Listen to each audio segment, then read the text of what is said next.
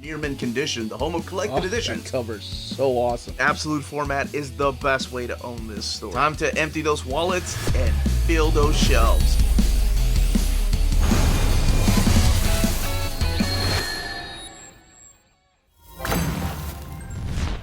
How's it going, all you mentees? Uncanny Omar here from Near Mint Condition, the home of collected editions. And join me today for my overview of Superman, the Warworld Saga from DC Comics. So, let's go ahead and get started.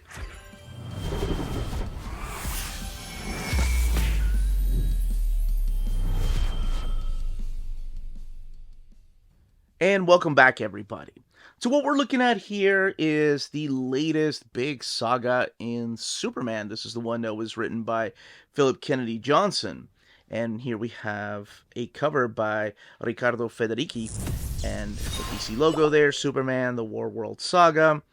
And this is a trade paperback. However, this has been released in a series of smaller trades in the past, like this one here, the Warworld Rising trade.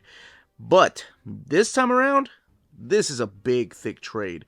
It is almost the size, well, I mean, it's 728 pages, so this is technically a compendium. So here you have Superman, the World War Saga. I freaking love that cover. I wish I had used it for this. Johnson, Samper, and Federici. Superman logo, the DC logo there. The revolution has begun. And then the back of the book, just giving you a little bit about what this is.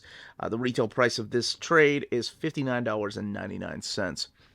And yeah, I'm surprised for two things. Number one, I'm surprised they released it in a trade paperback instead of an omnibus edition, just because it was regarded as one of the best Superman stories of modern time. And I'm surprised that this wasn't called a compendium, because it is as thick as other compendiums that DC has released over the years. Alright, so what I'm going to do is I'm going to crack this open, talk about the stories in here, and pretty much the pitch, and kind of give you the premise of what this is exactly, why Superman looks the way he does. And of course, looking at the artwork. We'll look at the build a little bit later, but I'm sure if you've seen my compendium overviews, you kind of know what that looks like. So I guess minor spoilers going in, but yeah, so just in case you don't care about spoilers, then skip to the part where I'll look at the extras and, of course, the build of this book. Okay, before actually getting the book open, I did want to again state that this is a softcover trade paperback. This time around, this particular book, this collection, does have a glossy finish to it, though, all around. We've seen some compendiums that have a flat finish to them, but I wanted to make sure that you all knew. Superman, the Warworld Saga, and here are the credits. Mainly Phillip Kennedy Johnson, Cy Spurrier doing a little bit of the Tales of stories, and all these wonderful artists, Daniel Sampere, Riccardo Federici, Miguel Mendonca, maybe names you'll recognize here, like Brandon Peterson, or Max Rayner, Ian Churchill, Ben Templesmith, and then you have the colorists right here, the letterers, and then Superman, created by Jerry Siegel and Joe Shuster. And we kick it off with the story arc called The Warworld Rising.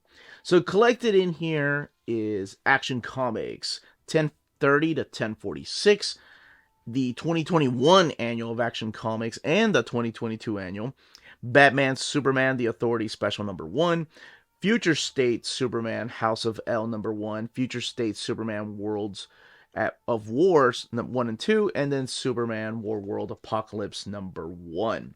So that's what's collected in here, and it's 728 pages. So we kick it off in the War World, where this is where Mongul lives. And Mongul has been a villain in the Superman stories for decades. But if you're not familiar with the character, it's not always the same Mongul. It always feels like Mongul's being overtaken by Mongul's son, or Mongul's grandson, or Mongul's daughter.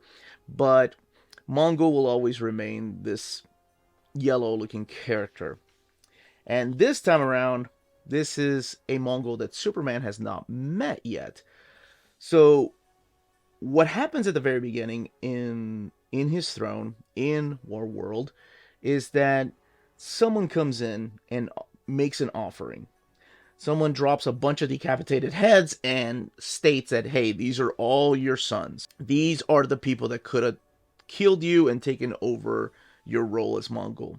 So I'm giving you them as my first offering. So, all his guards are like, well, what are you talking about? Kill this guy. And we don't know who this guy is yet. And Mongul stands up and he's like, what do you mean you're my first offering?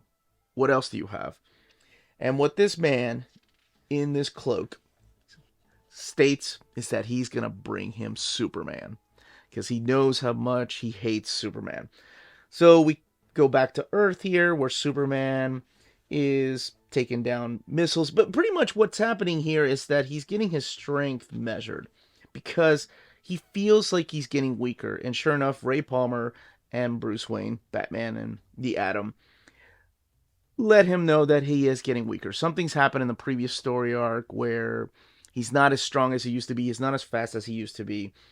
And he might think about just sitting out of the few battles that are coming. Then we have this wonderful, wonderful connection between Damian and Jonathan Kent, even though Jonathan is a lot older than when they last saw each other, because if you remember the whole storyline of Bendis and aging up Jonathan Kent. So he's a little bit older than he was in the pages of Peter Tomasi's Super Sons. But anyway, they're talking about legacy and how one day Jonathan will be Superman, because that's what he was born to do. So we have these beautiful moments between Lois and Clark, and the big question I think I'm going to get is, do you need to have read anything before reading this? Not really, but there are a couple of things that you might be lost in, like why is he being depowered, and a lot of that could be answered in the previous storyline with the whole Kandor. And a couple of other things as far as the status quo of characters, mainly the characters he ends up teaming up with. So, long story short, what ends up happening is that this spaceship drops to Earth. And this spaceship, he hears voices. And it's voices that nobody should know. It's voices of a dead Kryptonian language called the Valkyrie. And he's freaking out because he shouldn't be hearing these voices. They're being shot down by Mongol ships. They all have chains. Chains are a big part of the story. So the Mongols people are attacking this ship. The ship crashes in waters, and of course, Aquaman gets involved. But they're able to save 3 people.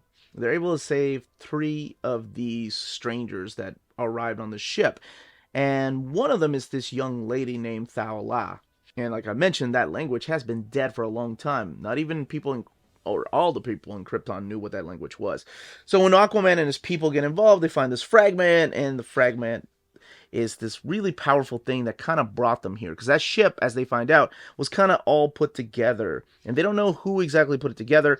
All they knew is these people were escaping something horrible. So the Atlanteans decide to keep this fragment that they call the Genesis fragment. And Superman is more concerned about this young girl and her fellow travelers. So she doesn't know anything outside of violence. When she finally wakes up, she threatens him. She starts getting powers because she's now being powered up by our sun here on Earth. And it's not Superman that actually calms her down, but it's Lois Lane. And in Atlantis, this fragment, this Genesis fragment that crash landed here, is changing some of these people. Like, it's got this power. They don't know exactly what it is. So Superman hears this whole story, all from Thao-La, how her and her people have been enslaved. That's all she's ever known. How there's not that many of them left, and all of it taking place in Warworld. And of course, Jonathan doesn't really trust her. He thinks that it's all a trap to get him to go and leave Earth and go to Warworld. And not a lot of people, besides Batman and the Atom, know that he's losing his power. So he's not at his peak. He's not the most powerful he's been.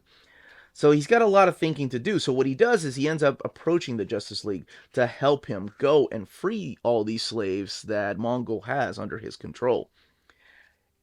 And they kind of pretty much turn him down, and you can find out why they turn him down.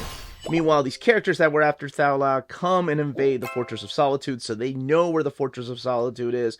They go and try to pretty much kill her. So we don't know exactly if she's part of a bigger plan, but Superman is such a good person that he doesn't care. He doesn't care if it's a trap. All he knows is there are people that are trapped, and they don't know anything outside of slavery. So he wants to do the right thing. And Jonathan, like I said, doesn't still trust her.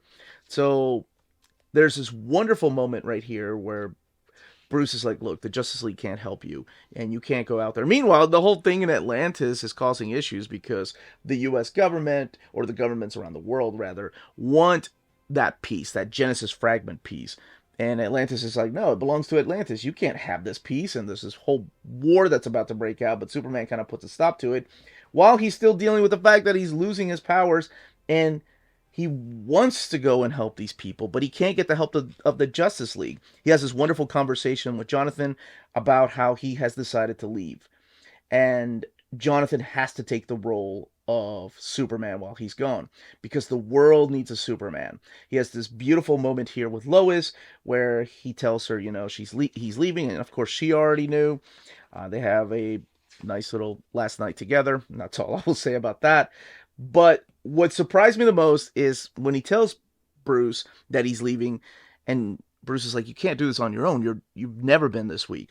He's like, I'm not going by myself. So he decides to take the Authority with him. A group of characters that have been around in the DC universe since DC and Wildstorm merged. But you may not be familiar with some of these characters. Some of them I was really surprised to see.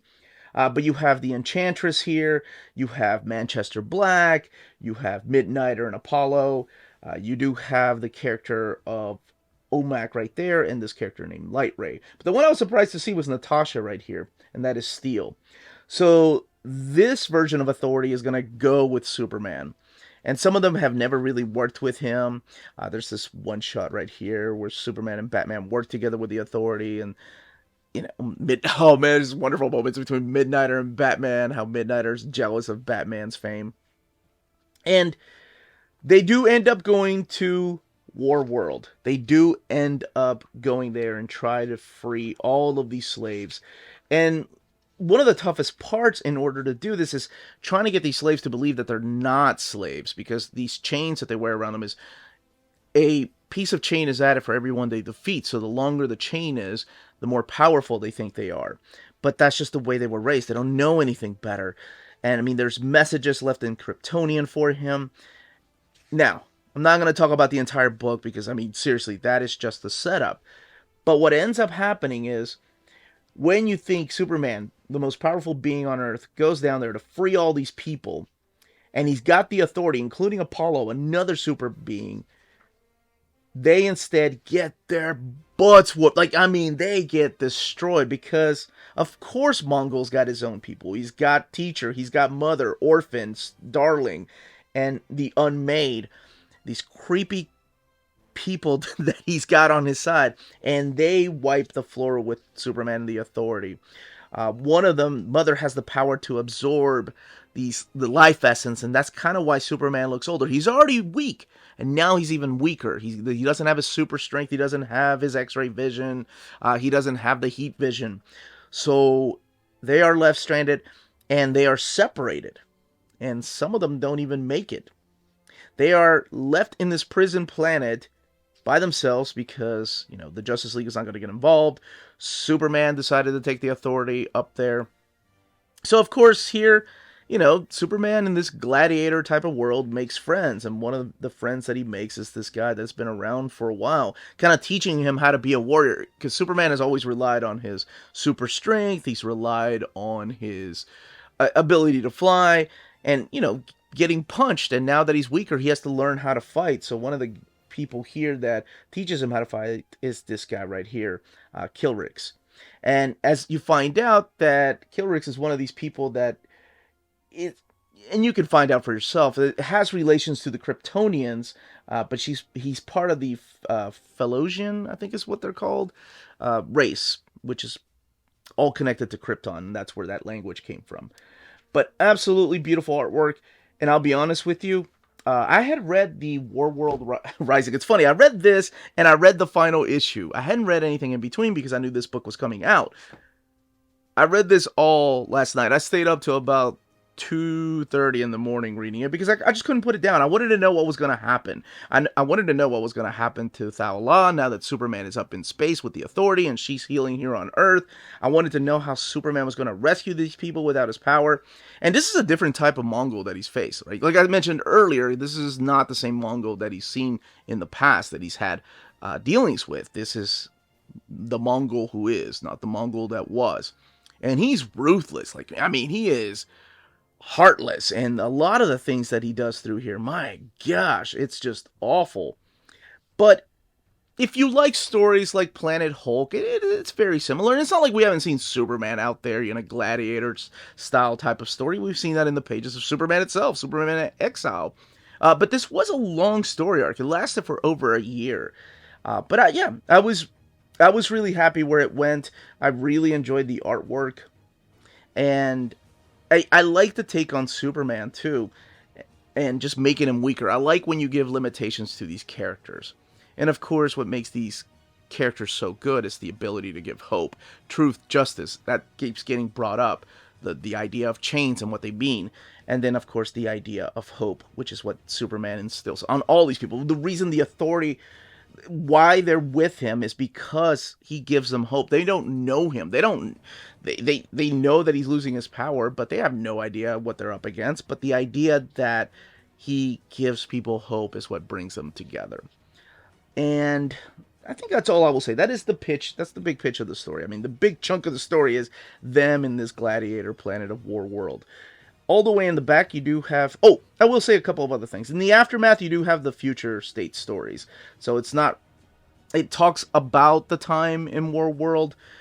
So it kind of works like an epilogue, but in the future. And then the extras, which are just the covers. So variant covers, including this one here, that they use for the book here. And some of these variant covers, by the way, are on the opposite side of the main cover. And the reason I laughed is because I saw that Supergirl by Art German. It has nothing to do with the story.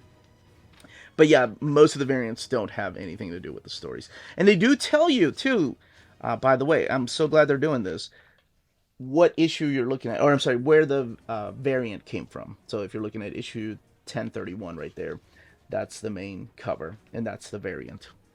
Now, as far as the binding, it is glued binding, just like the compendiums have been.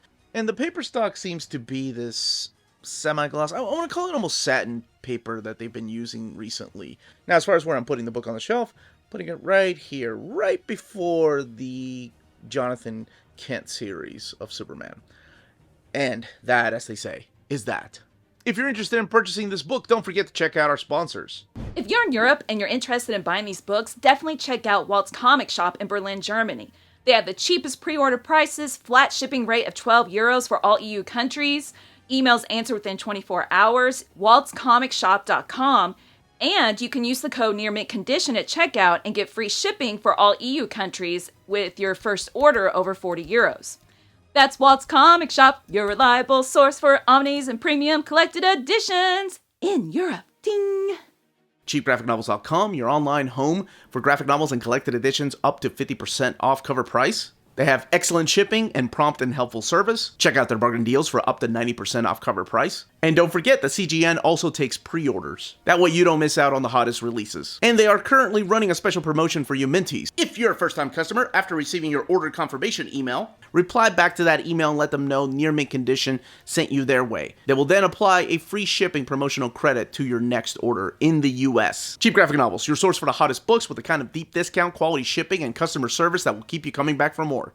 And that was the content, the page count, and build of this book. Let me know in the comments down below if you have read the saga, what you think about it. If you've never heard of the Warworld Saga, if you plan on picking it up just based on the pitch alone, and what you think of the format. Should this have been in a hardcover format, or are you happy that it was released in this trade paperback, a compendium format? But that's it, everybody. Stay healthy and safe out there. Much love.